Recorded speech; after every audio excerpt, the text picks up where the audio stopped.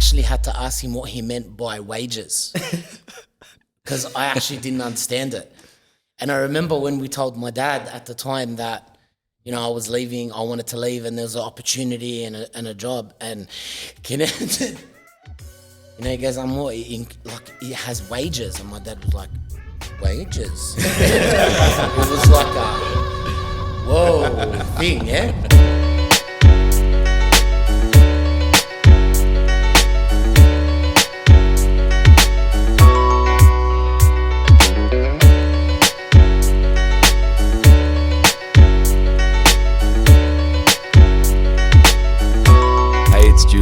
I'm the CEO and founder of loanoptions.ai, and really excited to relaunch the podcast with a new name, Lost and Founders.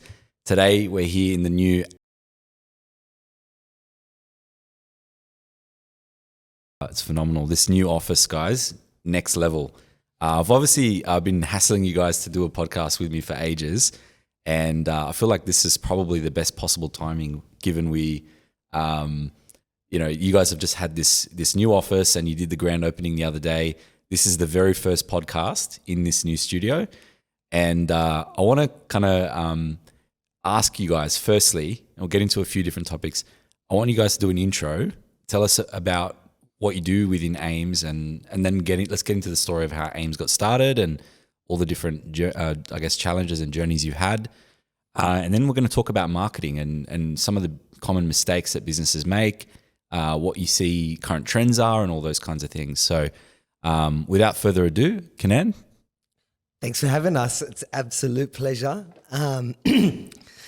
Yeah, this has been a while that we've been trying to get this going, but no better way to get this going to be our first podcast in this studio.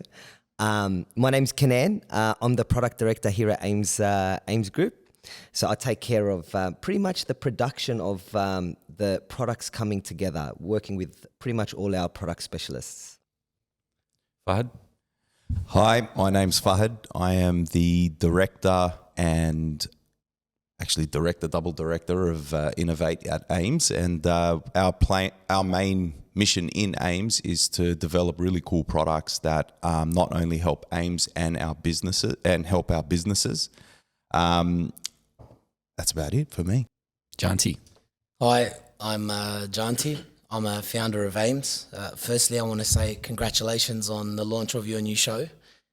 It looks fantastic. And even though I'm kind of in the AiiMS Creator Hub, I feel like a guest on your show right now. And it's so amazing, and it makes me really happy and proud to see your brand here casted like this. It just is a different surreal experience. Well, I want to thank you guys because anyone who sees this, and I hope everybody gets an opportunity to come and talk to you guys about all the services that you offer here. But this is the kind of overinvestment that we like. You guys have been so good to our business, and so. But this is like you guys are so passionate about all the businesses you work with, and I'm so grateful for this. I mean, this is just next level. This is like. A tier 1 podcast studio, and there's like 5 of these in here, and every single one of them is top tier, all the best equipment, all the best setups, you know, different lighting, different backgrounds, backdrops. And I'm so grateful. So, you know, everyone's going to see this podcast, and a lot of people ask me when they come to our office in Rhodes, they're like, oh, where do you normally film your podcast? And then I have to explain to them, I'm like, no, that's we actually film that at AiiMS, and they do all the editing and they do all the stuff for us. I do the easy part. I just do the talking. I just walk in, everything's set up. We do count to 10. And once the audio, the videos, everything's rolling, we talk for, you know, an hour or a bit over that. And then I just get up and leave, and then everything's done for me. So I think when people see that, how easy it is for them to create content and not have to go and buy all this expensive equipment, they just turn up here and you guys just do it all for them. It's like a done for you service. I mean, that's the best way to create video content. The amount of social media content, reels, the amount of times people have recognized me from the podcast, or they come and speak to me about topics I spoke about on the podcast, or say, man, I really like that thing you spoke about, and like it was really raw, or you know, you spoke about this or spoke to this person. I mean, that's possible because of what you guys do for me. So I'm so grateful for this. This was definitely designed with a bit of a Julian flavor for sure. And, obviously there's a few of our ornaments around here too. So, thanks so much, guys. You're very welcome. Pleasure, mate. And this new office styled by Janty is, I mean, it's like, I can't even describe it. You really have to see this off. It's the best office I've ever seen. I really hands down. clap sound. Thank you. So back to basically then, DJ Fahd. Thank you. So I want to get into the story of AiiMS because it is a great story, and you guys just recently celebrated 14 years as well. Like, there's some crazy statistic that there's a large percentage of businesses don't even make it past 4 years, and for me, when you see a business running this long, you're clearly doing a lot of things right. And I'm sure it hasn't been easy because no business journey is easy. Everyone always sees the glitz and glamour, but no doubt in my mind, there's been a few nights that you guys as directors, as founders, as business owners, with all the responsibilities, you've got all the staff you're responsible for, payroll and clients and deadlines and all these things. No doubt there's been some nights where you're in the fetal position for sure. But let's go back to the beginning, and I guess you guys can give me your best recollection of how it started, what made you get into it, maybe even some of your career background that kind of launched this.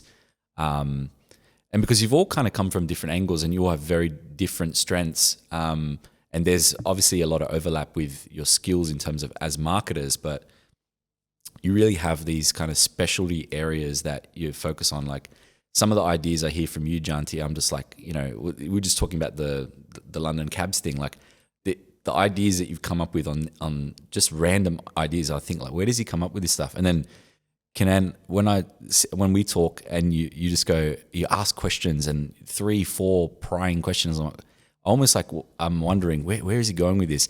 And then you just pull out this masterpiece, and I'm like, that's why he was asking that. And it just like, it feels like you're very invested in understanding the problem before you come back with a solution.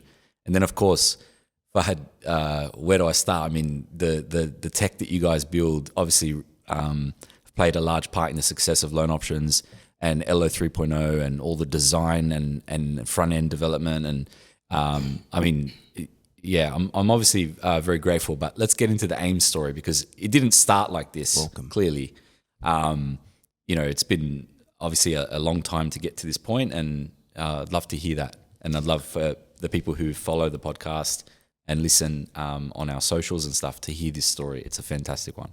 Okay, I'll kickstart the journey talk. So three of us sort of. So I went to school with Fahd. So from when I was 9 years old, I went to. My father took me from Belmore South Public School, and then he transitioned me into St Maroons, where Fahd was. So we grew up together. Fahd was in a year older, but we were close friends all the way through till end of school. And then Janty was, so my father had a shop in Belmore, and Janty's father had a shop in Belmore. So growing up, I always had seen Janty around in Belmore. But we, essentially, I got into the industry quite early on from a friend of mine, it was digital marketing, it was directory marketing. And not long after, I think I convinced Janty, because Janty was just, he used to operate his father's business at a young age, and he had this charisma about him. And I was in a sales role, and I used to come after work and say, "Hey, Janty, I just made $23 in commission today." That means my hourly rate worked out to be $18.23. And Janty would be like, "Whoa, that's crazy!" And I really sort of twisted his arm and said, "Hey, man, I think you're going to kill it here." Which was a conversation we had with your father, Janty. I think it's time for Janty to jump out of the family business, and it was a little bit of a tricky one. Janty joined us, and then also Fahd was in hospital for a year. Hospital. He had a major accident on a motorbike, and being a friend, I would visit him at home. And then there was one time I visited him, and I was like, "Man, like, again, guy made $38 in commission today." And he was like, "Wow, okay, get me a job. So we all jumped into this directory, online directory. It was Yahoo local search. It was Australian local search. So it was the competitor of Yellow Pages, and it was just a sales role.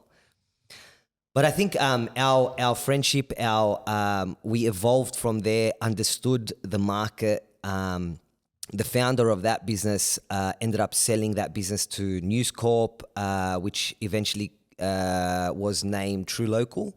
And then we all transitioned into, so the founder opened a Google authorized reseller agency. And we I think Janty and I joined that company. And we just learnt the ropes there, but there was a lot of things we disagreed on. Like as in, yeah, we were young, but we just couldn't see eye to eye with the founders there, even though they were inspirational. And then one night, I think I ran to, after work, I went to Fahd's house and I was whinging and complaining about sort of how the business was operating. And Fahd says, bro, why don't we just do it ourselves? Why don't we open our own thing? And I don't know, it was like this thing like, you reckon? And we were very young. So I think Fahd was 23, I was 22. And I think the ignorance and the naivety of being able to do it made us believe we can. And I think Fahd really pressed on it. And I was like, okay, Fahd, I have to go speak to Janty. I have to go right now. I called Janty. I said, Janty, I'm on the way to your house now. I've got something important to talk to you about. And he was obviously excited, went to his house. I said, bro, this is what we got to do. Just spoke to Fahd. He was like, yeah, all right, let's do it. So that's when we said, that's it. We're going to open up our own little thing. And like I said, I don't know if it was ignorance. So I think you needed a little bit of that, right? I think I can chime in here. So I remember going back to running in a family business, right?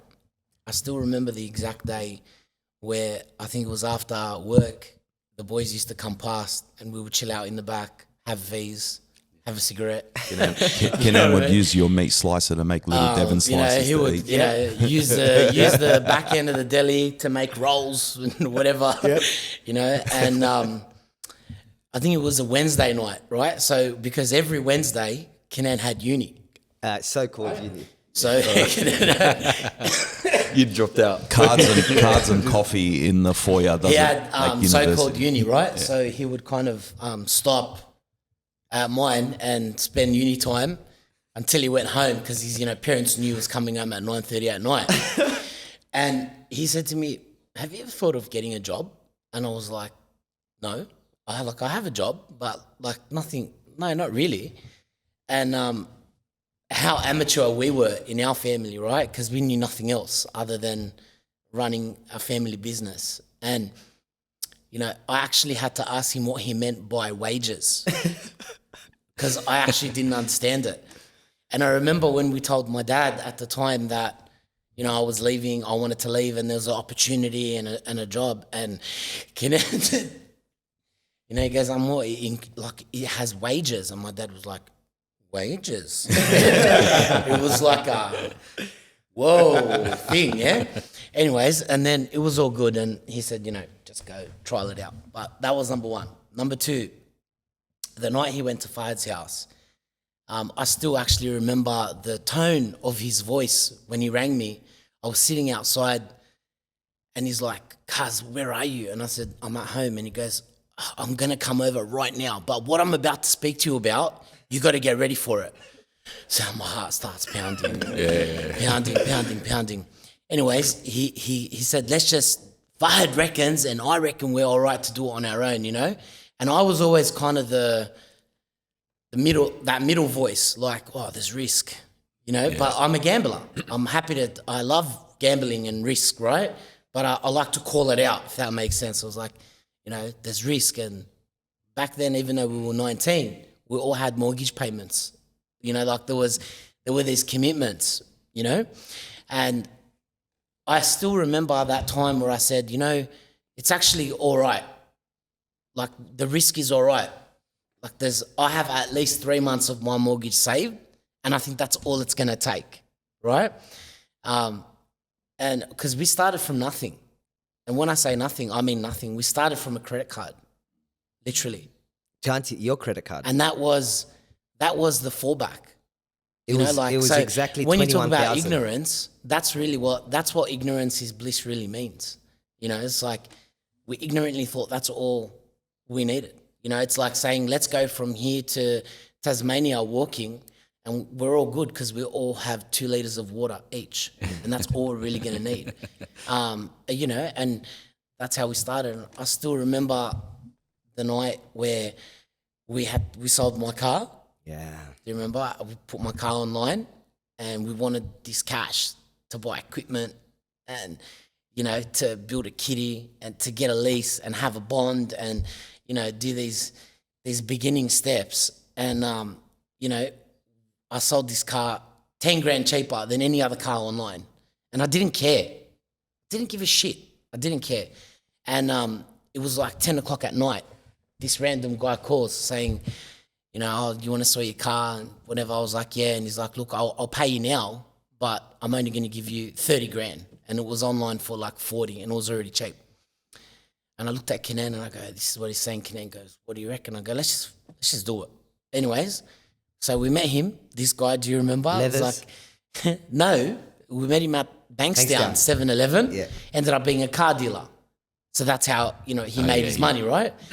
Anyways, ended up being a car dealer, sold it. We drove to his car dealership in wherever it was, dropped the car off, got paid cash, and he was nice enough to give us a lift home.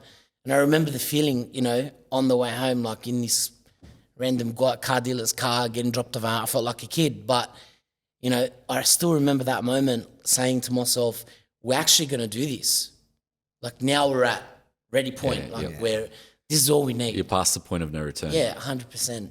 And so you go through this. How long did it actually take you before you started to believe, like, there's something here? We're gonna make this work. Oh, it was probably about 50 times where we thought it wasn't going to work, and then before we actually thought it was going to work. So we persisted. I would say at the start, we relied on a lot of people we knew. So Fahad's cousin, Anne Rami, she was a bookkeeper. Our fathers actually helped us find a place and organise the lease because we're young kids. But we looked for low overhead. I think it was $220 a week. $270 a week. So we opened and we said, okay, we're all going to cold call. So we were all managers in our old jobs. Like we ran these agencies, like as in I had a team of maybe 50 cold callers underneath me, earning great money. Like for my age, I think I was earning crazy dollars, right? Janty was... Sometimes, bro, I was earning $5,000 a week. Janty was earning more than all of us. I was 19, 20 years old. I was earning $5,000 a week. Like that's crazy. When you talk about like the peak of like your youth, like earning great money. We had great cars. We had we had investments. Fahd was killing it. All of us were killing it, right? And it was like, we go 21 grand, Janty's credit card. So we all have to give him 7 grand. So Fahd has to give him 7 grand. I have to give him 7 grand. We open up this place. We get IKEA furniture, and then we end up, you know, our first day. We drove Parramatta Road looking for second-hand computers and screens. We were on our way back to. I still, the actual first day was when Kevin Rudd got exiled as Prime Minister. I still remember we were sitting at Jabel's, and I thought to myself, Julia Roberts. That's Not Julia. Julia Gillard. Julia, we're watching the TV, getting ready for our first day. No idea what we're going to do. We just knew that we had a big book of yellow pages people to call, and that's it. That was the entire brain. Hopefully they want to be on the front page of Google. And backtracking a little, I remember I'll quickly put my story in because these boys have explained it, but I was actually in the construction industry. I was a labourer and studying structural engineering at university. On my way to uni one day, had a huge motorbike accident. We were always mates. We always caught up, but we just had different paths in life. So had a massive accident on a motorbike, left most of my skin missing. And I ended up like not being able to walk for about almost a year. I was wrapped like a mummy, getting all the scars fixed and everything like that. And then Kenny used to visit me quite a bit. I was in crutches and I couldn't work on a job site anymore. I couldn't do anything. I couldn't study. I was always on painkillers. And then Kenny goes, bro, come work with me. And I go, you sure they'll let me work? Kenny goes, if I say you're good, you're good. We walk in, we meet the founder, and he looks, he goes, who's this? Kynan goes, oh, he's with me, he wants a job. He goes, is he? Yep, okay, go. And I started at a desk and everything. We just started selling.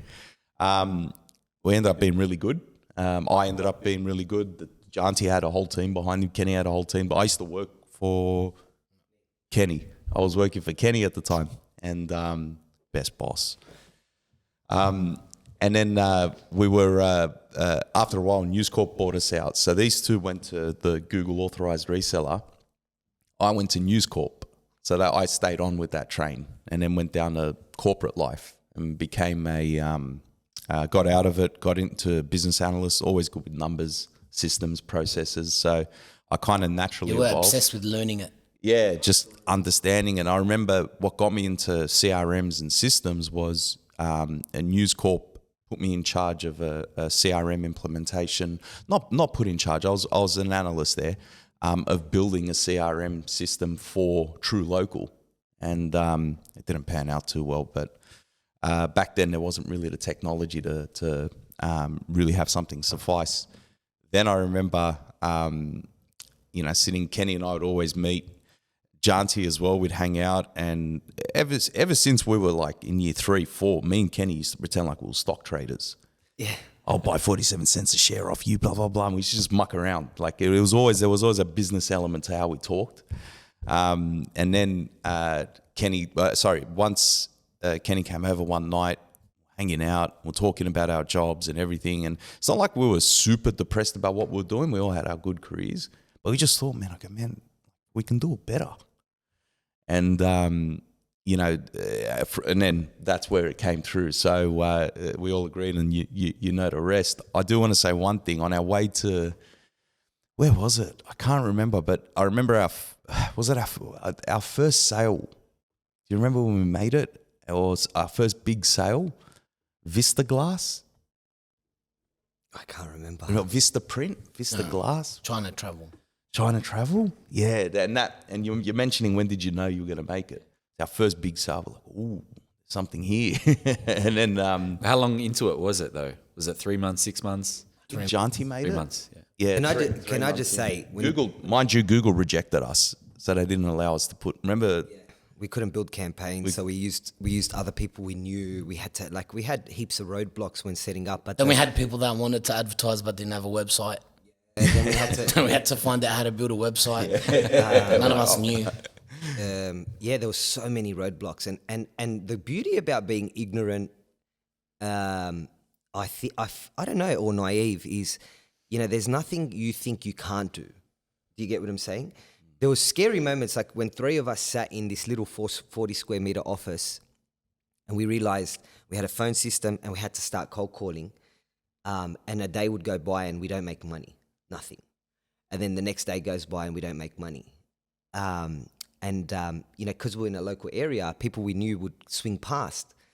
And I remember, because we're very young, right? And I remember at one stage, my cousin, who actually fit out this whole place, he's around 10 years older than me, in a trade. And he's like, come on, boys, come, let's go for lunch. I'm going to take you out for lunch next door. Next door was Mancini's. And I remember sitting down and he's like, Kynan, what's wrong with you, man? Like I was really depressed. This is probably around maybe 2 months into opening the business. And he's like, what's wrong, Kynan? Like, snap out of it. Come on, we're having lunch. And I'm like, bro, like, I just can't sell. So, like, there was a stage where, like, we had, in our jobs previous, we're killing it. Like, I remember I used to sit down with my team and pick a person and say, dial a number and I'll close that deal, no problem. And I would do it.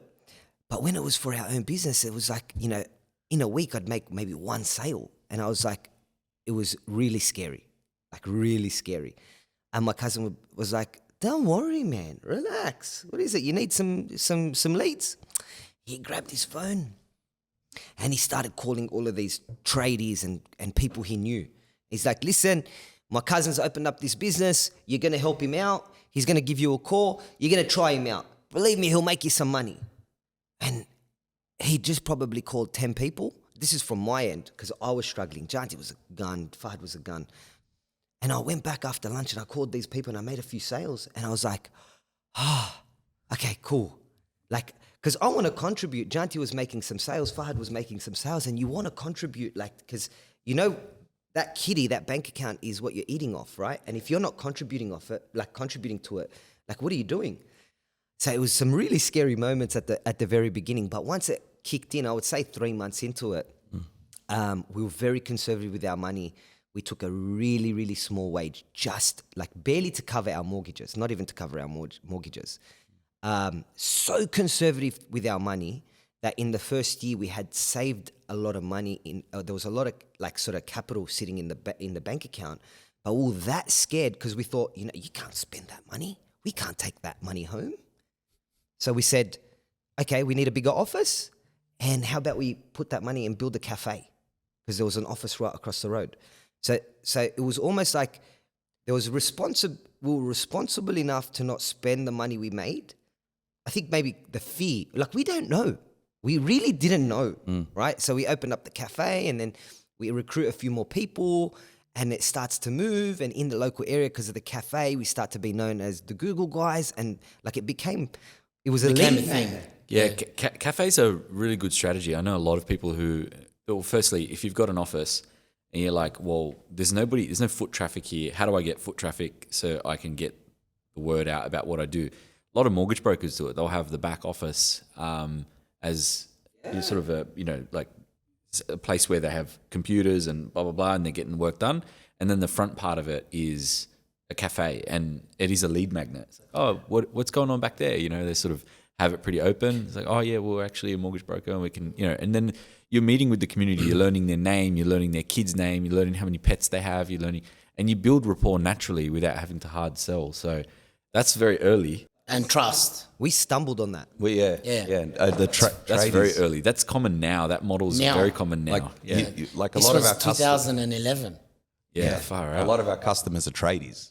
At a cafe, 6 a.m., you're making them coffee. And they're becoming your best friend. You're like, I'm the coffee guy. And then, we also do Google ads. And then because they're tradies, they're like, Google really, really has a tradie market on their plumbers, fences, tree loppers, you name it.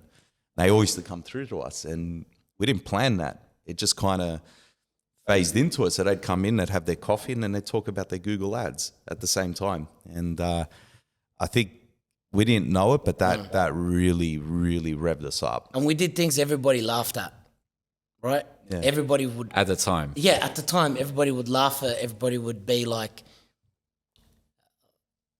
Not everyone. A lot of people backed us. We'll never forget it. But there were a lot of people that we knew were taking a piss out of it too. Yeah. Like we were the cheapest with our products. Like for example, I still remember saying, if everybody sells a coffee for $3.50, we're selling it for $2.80. And we never rose the price, because we wanted people to come. We were in an area that was dead. If you go to that area now, Belfield, it's vibrant. Yeah. There's more places, there's more cafes, there's 6, 7 of them. Back then there was no one. A lot of the cafes started from our staff. Yeah. That were, our waiters and waitresses. They opened up on their own. Brick Lane, shout out. That's very cool. But going back to the sales part, I feel like sales is possibly one of the things that influences it most is confidence and momentum. You have a dry spell in sales, it only exacerbates the problem. And there's a thing called commission breath. Like I've heard this saying, and I think it's so accurate. What happens is if you're having a dry spell, you start to, even if it's subconsciously, get a little bit desperate. And the customer on the other end can, or, if you're having a conversation with someone, they can smell your commission breath because you're like, oh, where's my next pay coming from? I need to sell. They can see the desperation or at least at the very least, they can feel it. And, a lot of the best sales trainers out there in the market now basically position themselves as like, you need to sell why I should work with you, not the other way around. So it seems counterintuitive, but that's some of the best sales training that's out there right now. It's like, you tell me the problem you're trying to solve. Let's say someone comes in for a loan, right? Okay, what problem are we trying to solve here? Oh, I need $30,000 and I need it for a car, or my wife's pregnant. We need to upsize our car, and just imagine one of our brokers talking to the client and saying, "Yeah, tell me the problem and let me make a decision on whether or not I can help you." And it's like they start auditioning for the role of like, "Can you please be my broker?" Yep. But I'm not saying that's necessarily exactly how it works, but the more you're trying to sell and shove your product down the client's throat and not listen to them and not potentially make yourself slightly unavailable, but it's the same thing in relationships. If somebody's too available, you're like, there must be something wrong with them. Yep. It's like, and so it's the same thing with sales, I guess. You need to make yourself like you're that exclusive to deal with. You decide who you want to work with. There was it's funny you say that. Like, to that point, there was a stage in our journey where we transitioned into, like, as in we really let go of the sales department of our organization. Like, as in we sort of really put that aside, and we tried to I would say it was an unconscious decision. I don't think it was a conscious decision, but we wanted to work with businesses we knew we would do well with, right? So we would typically qualify the customer so heavily, but what it did is it, inadvertently, it made us a little bit more exclusive. Exclusive, yeah. It was not intentional at the time, right? But it was more of the churn in this in the digital world is huge, right? Churn rate being, you're losing, you bring on customers and you lose them. And because Janty, Fahd and I were so hands-on, every time we lost a client, it burnt us. Because as you've seen, we're over investors especially early on in a relationship. Like, you really do as much as you possibly can to get the ball rolling for them. But if you're not given the leeway or the time period to do it, they typically leave, right? So we subconsciously, like I said, maybe we didn't know we were doing it, but I think we got frustrated to the point where we stopped hard selling. We stopped actually getting cold callers, recruiting salespeople, etc. And we literally relied on, I think we made an ethos in the company, said good work will bring more work, right? So focus on the clients that we have, deliver great work, and hopefully that's going to be the representation of our business. That's our marketing. Right? Because the churn, like I said, you don't know what a salesperson's doing out there. Like, they're sitting in our office, but mate, when commission breath comes out. Yeah. They overpromise, underdeliver. Janty said it to me once. We had a conversation about, Janty looked at me in the eye and he gave me one of those questions like that. And he goes, what do you think is the best form of marketing? And I remember just saying good work. And it just came to my mind, like, you can't understate doing a great job for someone and then having other people see the work you've done for them. In my opinion, there's no level of marketing that can beat that. That's perfect segue for what I wanted to ask next. Perfect. And talk about next, because there's company brand, there's personal brand, and a lot of people, depending on who you listen to and all that kind of stuff, that are talking about the future of marketing is outcome-based branding.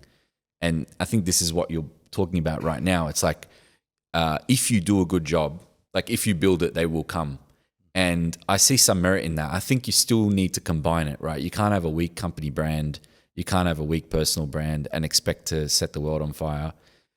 If you're delivering great outcomes, like I'll give you an example. There's a business and they're at a lot of events that we go to, and they do very well, and they're a very ethical business. They do wonderful things. They're very well respected in the industry. But when I look at their banners and stuff like that, it makes me cringe. I'm like, please, like, I almost want to, like, let me design that for you. Let me help you with this. But they are delivering. And so if you actually put all of that aside, the personal branding is quite good that they have. They're quite active and quite well respected. So they do have that.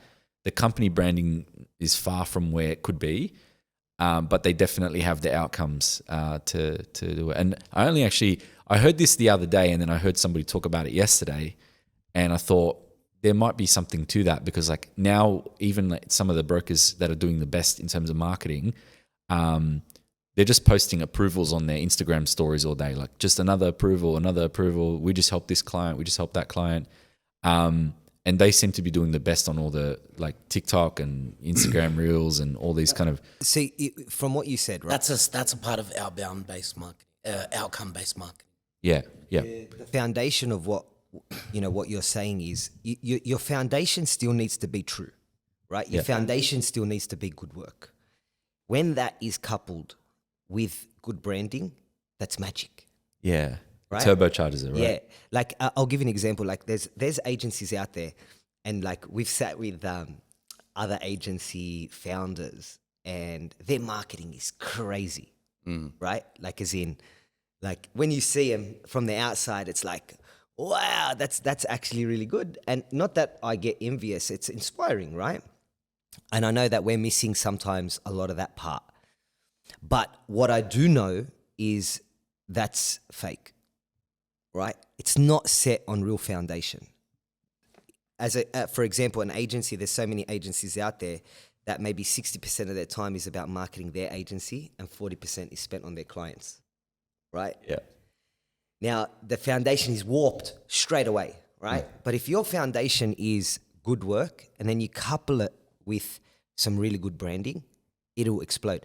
This might sound like I'm in marketing, right? Since we first met, you've been talking about AiiMS rebrand, and every time I talk to you, I'm like, "How's it coming along?" Like, nah, we've got too many clients we're focused on. So I get what you're saying there. It's 100%. like, yeah, it really should be like 90% focus on your client and 10% focus on your man. Because the work is what creates more work. To your point about good work, yeah. But Julian, that philosophy stems with everything. It goes through everything, right? Like, Doesn't matter if you're a carpenter, builder, plumber. It doesn't matter what you do. A Even finance like- broker, like e-commerce business. If your product is good, more people will buy the product. More people will talk about the product. More people will to have a review the good product. you need good people that team up with you. You know, you need good team members. You know, like they come first. You know, our whole ethos, so if you look right. at our whole philosophy here, it's putting our team member first.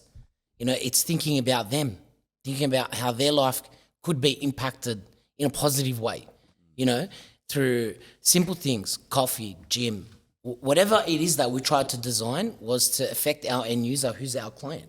We're a client, or who's our team member. You know, we're a staff first style organization.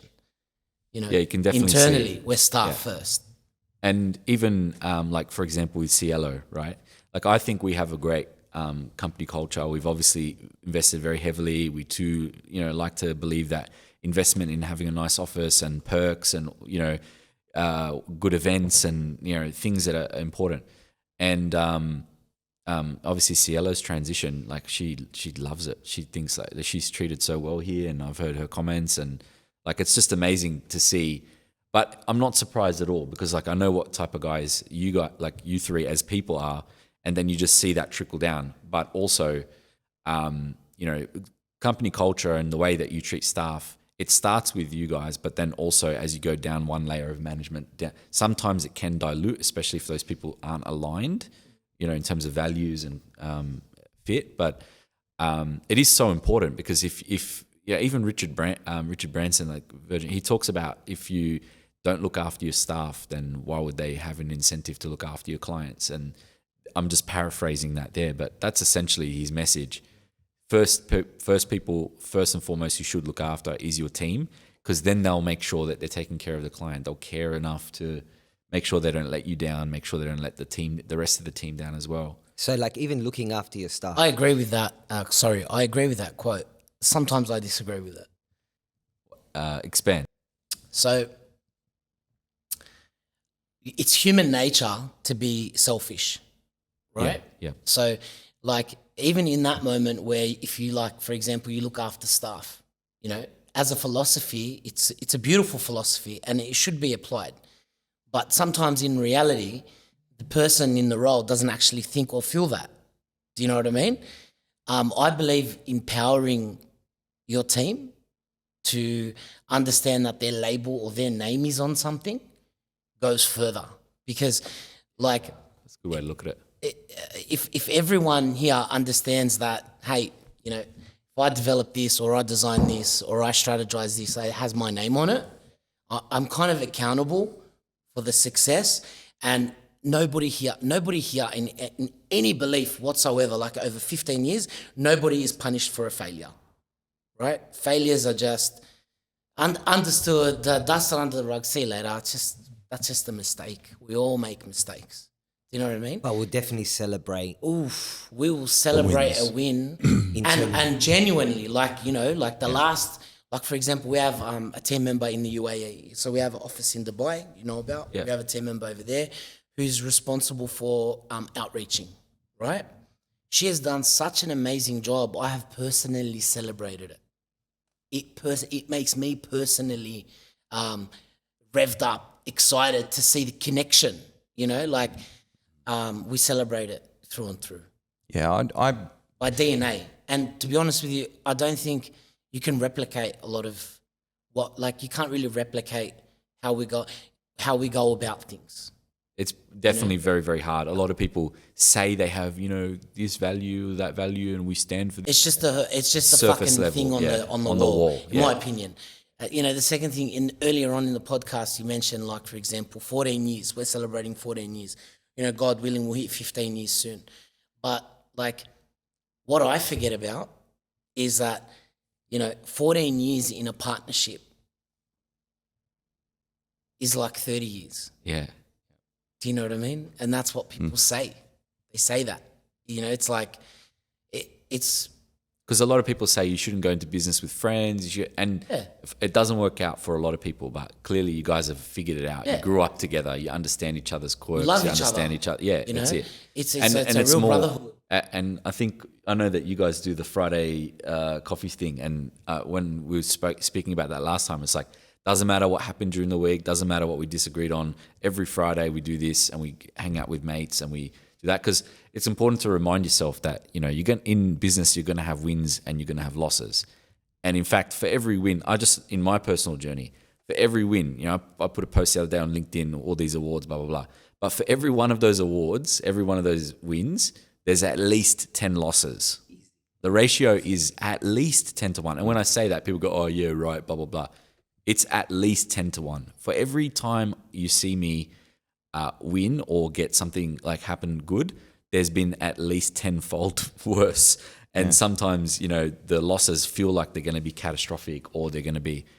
And so for you to go 14 years, and in some ways doing it together can be easier too, right? Like there's moments where you're not alone, you talk about it, you solve a problem together, and that's good.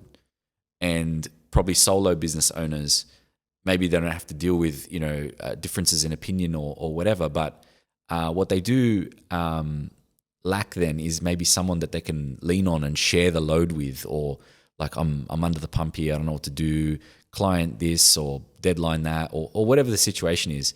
At least you got three of the best marketing brains at least.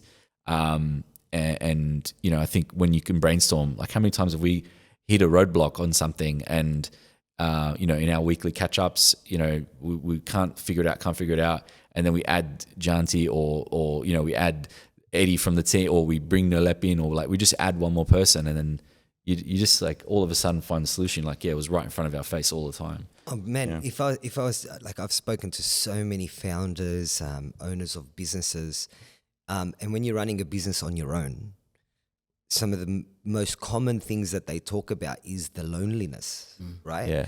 I can tell you firsthand, like personally, I'm so blessed, right, to have two mates as my business partners. Like blessed. I'll give you an example. If either of them on holiday, if both of them go on holiday now for a month, I feel like I would be absolutely, like I'd be half depressed, right? I come in, we have a coffee, we talk, again, it's like we're blessed to have each other, which is very rare. But I feel like, you know, in everything you do, the foundation is probably, like if you build something on say for example on sand, if your foundation is built on sand, mate, a wave, Yeah, anything. anything Yeah, it's coming crashing will down. crumble it. Yeah, If we built our relationship and our business based on money, I feel like it would have crumbled. If we built it just based on, he's got this skill set, and I would have a perfect marriage, I think it might have failed, because life challenges are like massive waves, tornadoes, tsunamis, right? Life moments. Like, as an example, if I was to get married, that's a big life moment. You can be influenced to say, financially, you need more. And then I start to put more pressure on these boys, right? Or say, for example, I have my first kid, they're big life moves, right? And then I can so if our foundation, our relationship wasn't, founded on a real strong foundation, we would have broken 20 times over. There's been challenges that we faced, three of us, multiple times, where there was significant loss. Oh, shit, we faced some problems. But Julian, the key, like, the real part here is the foundations, what he's saying, are everything. And that's true. They're everything for a certain period of time until you have a foundation, right? Because once you build it, you're not going to keep going and building it, right? Or rebuilding it. But like, the key to our partnership is, number one, it's that before we actually went into business together, before we took this journey, we cared for each other, yeah, right? yeah. It's that caring. So it's built in brotherhood. We would drive to school, and in blood. Yeah. We would drive to work, right? And if Fahd wanted a V, he would walk out with 3. Yeah. Right? Yeah. And if I pulled over for something, it would be for 3. Like, we had that care, and even it's transcended to growth. Like, if Fahd does really well outside of AiiMS, right? And I don't, it will upset him. Yeah. Vice versa.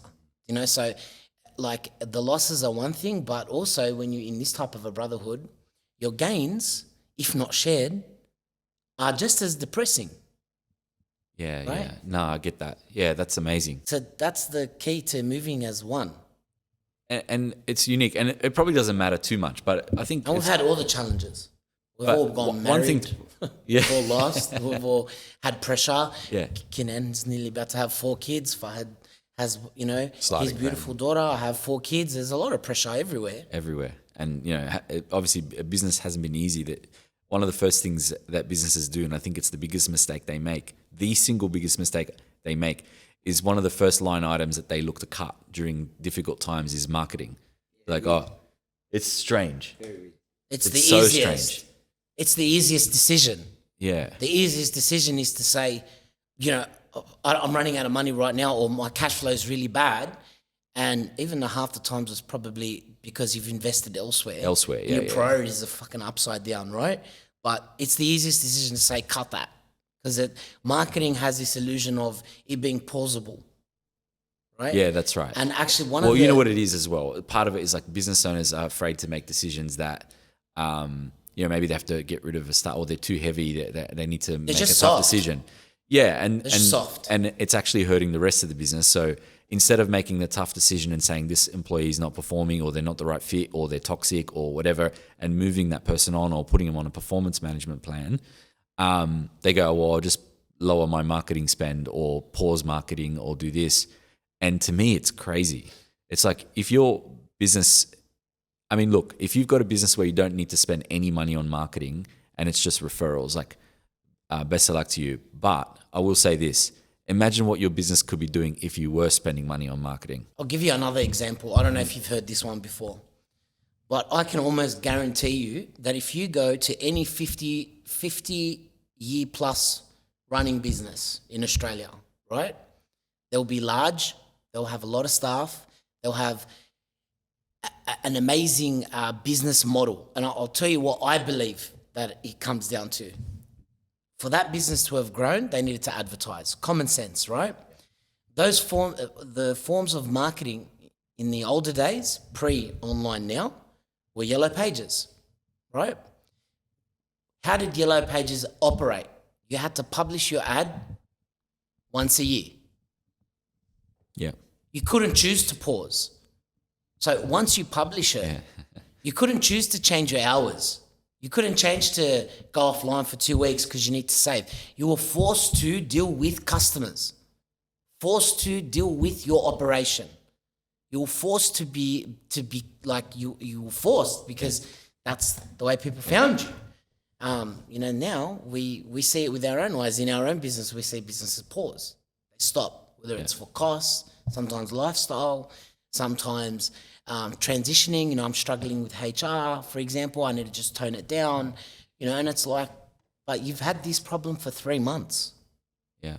Like traditionally, if you went back to the yellow pages, where Some of the other biggest mistakes that I see business owners, and I'm keen to get your take on it because you guys are closer to the coalface, but I see people, they say to me like this happens all the time. They say to me, oh, like who does your marketing? Like it's really good, blah, blah, blah. And I'll be like, of course, AiiMS, and, let me introduce you or whatever.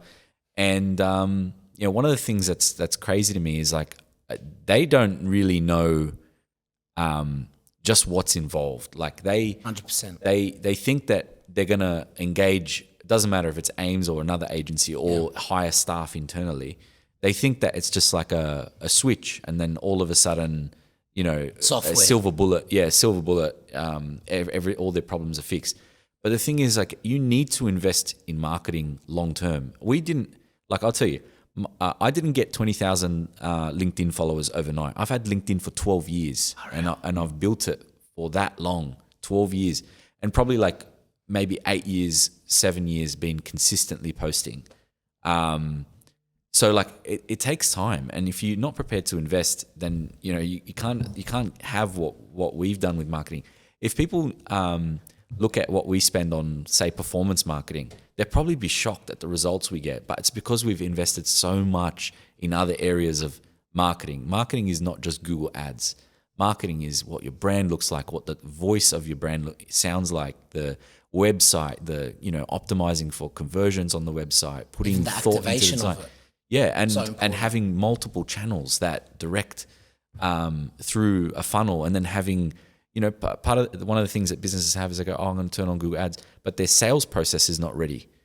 You think about all the effort we've put in to optimize the sales process off the back of, trying to, optimize our marketing spend, trying to do this, do that. Like you can't, it's not just like a silver bullet. You don't just turn it on and then like now everything's fixed.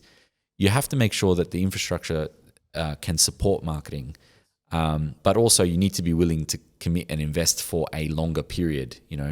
You might get lucky. You just have to understand the value of your customer. Yeah, I'll touch it. I'll touch how on valuable having a customer I'll in your touch on the sales actually process, is. and I think, and we've seen a lot of businesses, those without a process or a system, two things happen. They make it on good work and a good marketing campaign, but they have no time. They're always dealing with putting out fires, changing things, coming up with ideas, trying to make everything work. And just by their raw skill and ability to manage a business, they do really well. So that's cup A, right? The net result of them is they have a lot less time for their lives. Cup B is all these leads come in, conversion, they can't turn them into actual clients, and then they go ahead and blame marketing or crap leads, things like that. So we've seen it 1 billion times over. We actually love when the cup A comes to us. Yeah, so when the Because cup we A, say, yeah. So sprinkle a little bit of magic on this one, and this one's yeah. scale. So cup A is the majority of successful businesses that don't have a system the majority of businesses we deal with don't fit in that cup A. They understand that, I might need to have some form of CRM where I can just house the leads somewhere and, maybe get one of my staff to contact them and then maybe put some notes in and stuff like that. But that's the limit. And, are we allowed to talk about AI or? Yeah, of course we can. No. Look. In fact, it's encouraged. Okay. Well, look, Yes, AI for that. has infected much more than just, finance sectors. And AI has infected almost every industry in the world. there isn't a good way. In a amazing way. Amazing how, depending on how you use it, right? The future, I don't want to say us as a business, as a marketing agency is not going to exist. We're definitely going to exist. But I think the way we operate is going to change vastly in about 5 years' time. I'd say that too about finance as well. Very much so. I mean, it's already changing. 100%. 100%. What we were doing, about 3 years ago to what we're doing now, it's a completely separate business. And it's changing so fast too. Yeah. And your point's exactly right. Like, if you're not ready to adapt, a lot of businesses are going to struggle. Like, I go to all these events and, there's always some self-proclaimed expert in AI, and all they do is come and talk about ChatGPT. And it's like, okay, firstly, let's get some real nerds talking about AI, because they are the ones that understand it. And then let's talk about people who actually run businesses and what are the practical use cases in their business. How is AI being used in their business, and what has it done for them? Let's get those people talking about AI. Yeah. My concern with AI at the moment, the state of the industry is every man and his dog is now an AI expert. And it's the same people that always end up being experts in these. They're like snake oil people, right? Snake oil salesmen. They were experts in social media when social media was new. Then they were experts in blockchain when blockchain and crypto was new. And now they're experts in AI. They just jump onto the next thing, the next shiny object. But we have to be careful, because we don't want AI to be like crypto and blockchain, where it's like, there's a lot of scammers and snake oil people. This is actually a technology that will change health, that will change fitness, that will change business, that will change finances, that will change like every single industry. And potentially some industries may not exist, because they'll be fully autonomous or whatever. And that's still a while down the line, but you should be absolutely looking at your business and figuring out how you can do it. And I know you guys have a big focus on that, not just for yourselves internally and how you run your business, but also making sure that businesses are doing that. And that's, I guess, one of the reasons why we have the AiiMS Innovation Hub. Yep. And but I think if businesses don't know where to start, I think they should absolutely be having a conversation with you, because I think between our two teams and the collaboration that we've had and the stuff that we're working on and exchanging ideas, I think you guys are absolutely, from a marketing perspective, at the forefront of AI. Absolutely, without a doubt. If I can touch, with AI, AI is, it's a it's like this representation of, some of these, snake oil people that you mentioned. It's a representation of what a lot of business owners and entrepreneurs, like their mentality. Everyone, what I've noticed, not everyone, majority of business owners are looking for the secret. They think, as an example, they might look at loanoptions.ai and say, there's a secret to why he's so successful, right? And it may be, I'll give you an example. So we've gotten, leads just on the fact that we've done some of your work, and they think that AiiMS is the secret, right? Or they might look into your team and see one of your best brokers and say, here's the reason why they're killing it. Do you know what I mean? Yeah. Or they might say, it's because they've got all of these awards. We should start applying for awards, right? So most business they try and owners, reduce it to... They minimize what business really is, right? And if I was to, on this podcast, the theme being Lost and Founders, right? If I was to impart one thing, I would say, I know your work ethic. I know your commitment to your business. It is unbelievably inspiring. If I was to tell you the hours that you commit and to all the components that you commit to, right? Being marketing based on our relationship. And then also all the other things like these podcasts that you commit to, going to these events, really to your LinkedIn profile, etc. The amount of commitment, would you say, how many hours a week do you put into your business? Honestly, it's got to be about 100 hours. I know, I believe it. Let me tell you just yesterday. Yesterday was a 22-hour day. Yeah. And I posted it on my Instagram. So if anyone wants to go follow that, go and follow that. It's on my story now. I woke up at 3:30 a.m. to get the first flight to Melbourne for Amazon Web Services Unicorn Day. I was there, listened to some of the speakers. We were an exhibitor there presenting our technology. And then I did a 30-second pitch in front of a full room. When that pitch was done, I stayed for 15 minutes, got in an Uber, got straight to the airport. The plane landed. It was a little bit late. I didn't even have time to get food. When I got my car from the parking, I went straight to the Viking Professional Development Day and Awards Night, and I didn't get home till after 1:30. It was a 22-hour day, and not every day is like that, right? But a lot of people think 40-hour week, okay? And when I was really, really young, I saw this thing about Elon Musk, because I've never seen myself as anything other than equal to everybody else or less than, right? So he said, if you want to get ahead, if everyone else is working a 40-hour week, you should be working 80 to 100 hours, and that's going to accelerate your timeline by 2.5 times or whatever. The Kobe Bryant mentality, the Mamba mentality. Yeah, and I was like, that makes sense. If everybody is equal, or maybe even I'm not as good as some of these people, I'm not as smart, I don't have the university degree, I don't have, all this stuff. If I just outwork them, I'm going to speed up my timeline. But a lot of people go, oh yeah, Monday to Friday. I work Saturday and Sunday too. I work every opportunity I get, or every time there's something to do, I'm doing it. And so if you add up all the hours, when I finish work, I usually get home around 7. I spend an hour with my kids before they go to bed, read them a book, tuck them in, sleep, like lie down next to my daughter a little bit, talk to her.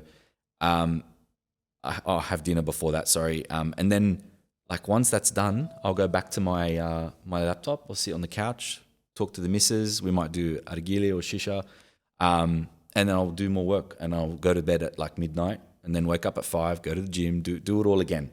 So it's 90 hours pretty consistently, and even some weeks will be 100. But your point about how much effort you put in, it needs to be consistent. You can't have a week where you do that and then people go, oh, well, he does so many awards, some of this, but like you need to be doing everything. And if you can't do it, you need to hire people who can. No, but even again, hiring people, like it needs to be methodical. It needs to be for a reason. It needs to be not to get like the way I see it is like we're 14 years in, right? And we're still operating. I'll probably not at 100 hours, but probably I would say definitely, between. You sure it's 100 hours? That's 80. That's a lot. Yeah, I believe it with Julian. I can tell you yeah, that. you know what? Knowing Julian? With Julian, I Yeah, can you tell know you. what? Count the hours. 100 hours. But I can tell you, I have no reason to exaggerate. Yeah. No, I know. I believe you because I know Julian. I can tell you, like between us three, we're definitely committing 80 hours, and this is in 14 years into the business, right? We have phenomenal management team. We have a phenomenal, talented crew that deliver awesome stuff. But I feel as though our input in evolution and taking the company to the next level, right?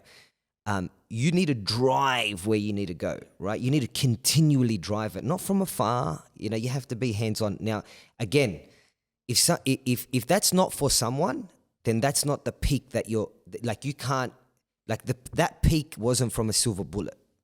That peak wasn't because we got one contract from this particular client. That peak wasn't because, we started offering SEO services. All of it was intentional. All of it was time, dedication, like the amount of sacrifices you probably do with your family in general, sacrifices in general. A lot of people don't really comprehend that. And I feel like, there's this social media vibe out there. I don't know, this content that some people are consuming which is like, make $2,000 in a day, and you can be a social media specialist and offer X and get into digital marketing or get into finance or whatever it might be. But when they look at the successful businesses, there was rare in my opinion, in all the relationships I've had with my clients, I haven't seen a successful business that was just straight lucky. Yeah. There was no a lot of them, silver a lot of bullet. the best businesses are founder led, like really driven from the founder or founders. You know, like everybody pushing in the same direction, and it's just that repetition. And man, business is a grind. Like like I said, I do that every single day. People go, oh, you know, when you go home, like for me, there's no differentiation. Like I'm at home, but I'm still working. You know, and people get emails from me in the middle of the night all the time, and you know, telling me to go to sleep or whatever. You know, like, but and then I learned how to do the schedule send. So now, so I don't look like a creep. Schedule the send for 8 a.m. Like my kids actually absolutely hate my phone. Like my eldest is 4.5, and my youngest is 1.5, and my daughter who's 1.5 hates my phone. I hate his Notifications. No, because she knows that this is what takes me away from her. Oh, yeah. And she's 1.5 years old, right? Now, is it healthy? My Probably son's the not. same. Yeah, My eldest thinks of it like that too. Yeah, and is it healthy? Probably not. I'm not here to say what's right and wrong. What I'm here to sort of highlight with the AI being the silver bullet, like, oh wow, they're now profitable because they've got AI. They don't need content writers, etc. No. Like we still put the 80 hours a week. Yeah. We still have the team members. The cost is still here. We're evolving. Like everything you do is got to do with time, effort, and you have to drive. So if you look at a business and you see their success, just know that that's a hard work and dedication.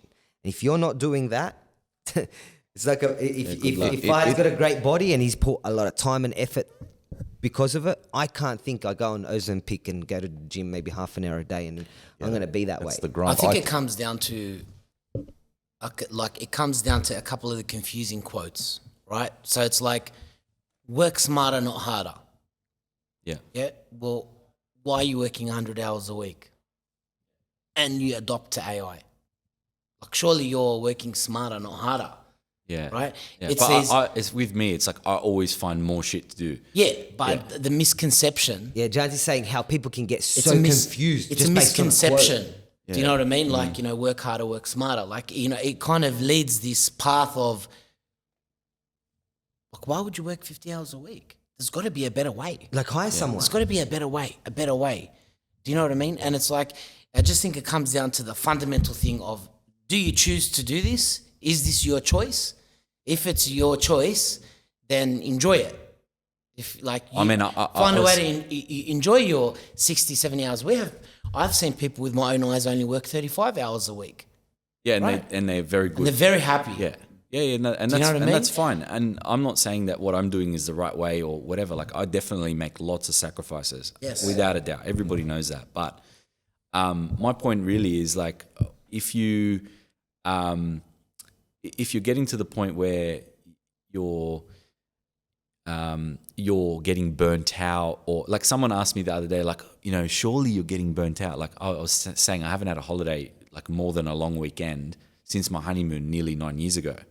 And I was saying soon I'm going to take the wife and kids and we're going to go away. My kids are old enough now where we can probably get on a plane and have a decent flight. But like, surely you must be getting burnt out. And I'm saying no, because like when you're doing things that give you energy, you get free momentum, like free energy from doing the things that you love. If you're doing it and you hate it and you're like, why am I even in this industry? Like you don't have the purpose and it's just a job or it's just a business and it's just about money for you. This is, for me, is not about money. Yeah. It's not at all. If I cared more about money, I would have a third of the amount of staff and I would just turn the business into a profit machine. I think Julian, but you also possess a character. Like there's also like, because you know, do what you love and it's not work, right? Yeah. I love what I do, but the hard moments, right? It's usually the hard moments is what literally knocks a building down, right? Like that's, if I was to impart something to our audience, it's that hard moment, right?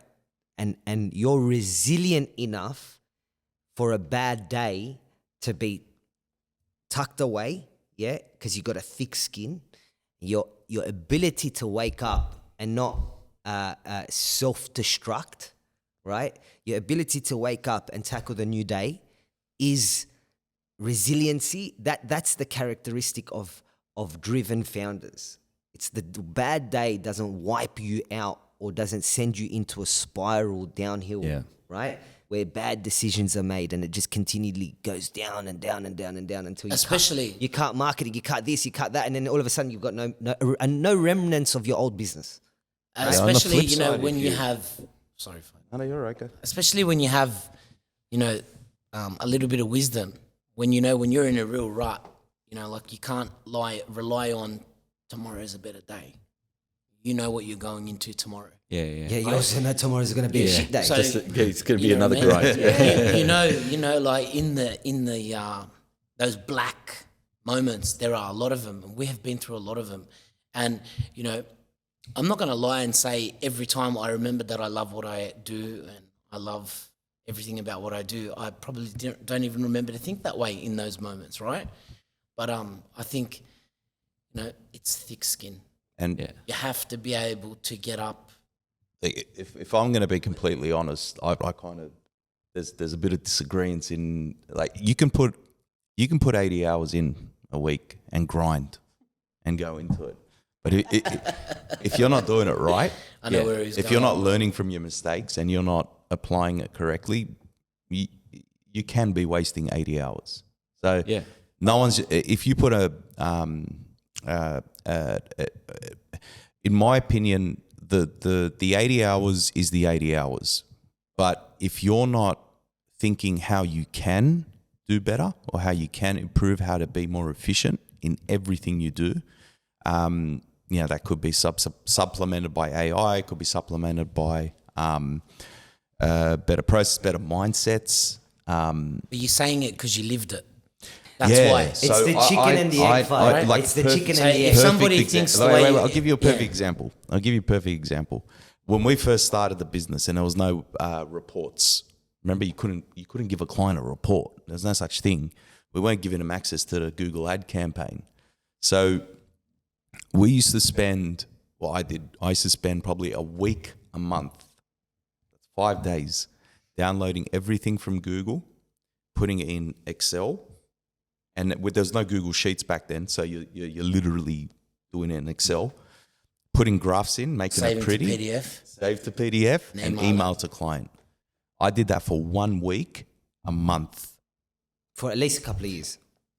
grinded, and I spent 3 hours of the day in the morning with Kynan making sure we had all payments done. Yeah, like, Yeah. but and what my point I'm trying to make is, everything right now in your business that you're doing, if you're not thinking how to make it better or faster, and I mean everything, from sending emails to contractors, from speaking to your staff, or But let's rewind. yeah, So now imagine there's a 20-year-old watching you right now, yep, right? There's definitely no shortage of content of what Fahd says right now. Yeah. There's a lot of content about what you say. And I agree with it. I'm a believer because you've shown me that way. But if I was to say the chicken or the egg, right?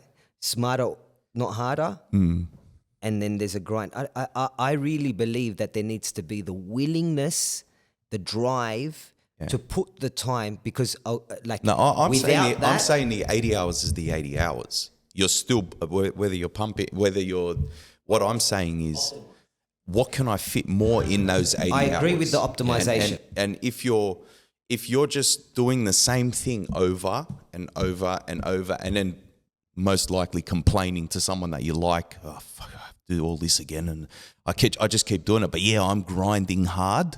Yeah, that's a false sense of grind. You're not going nowhere, and you're not going nowhere fast. Yeah, you're just on a treadmill. Yeah, like, you're not actually sorry, moving. I'll leave off with this.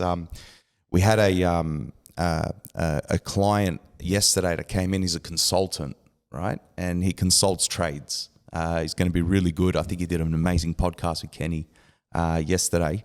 You know, he's like, I hear every single trade says the same thing. I want to get off the tools. That's I want to get off the tools. I want to get off the tools. And I'm like, that is such a, like, you're not going to get anywhere doing with that mentality. It's not, I'm getting off the tools. It's where are you going? And if you don't know where you're going when you get off the tools, you're going to always be on the tools. You're going to get back to it because it's the only thing you know how to do. Yeah, that's a great one. So think. I want to get off the tools. Yeah, I want to sit in an office and do office where stuff. do you want to go? The successful ones say, I don't want to be on the tools because I need to be focusing on this corporation or this partnership I need to deal with. That's the ones that make it successful. And the only way you get off the tools, and I'm a tech geek, so I think AI does help with that. Systems, processes help with that. But these two boys have taught me mentality, and discipline helps you with that even more. That's perfect. That's a good way to wrap it. We can Thank go you. on for We'll do many Can I get more a of these, clap? Can I hopefully. get a clap? Yeah, clap. Let's go.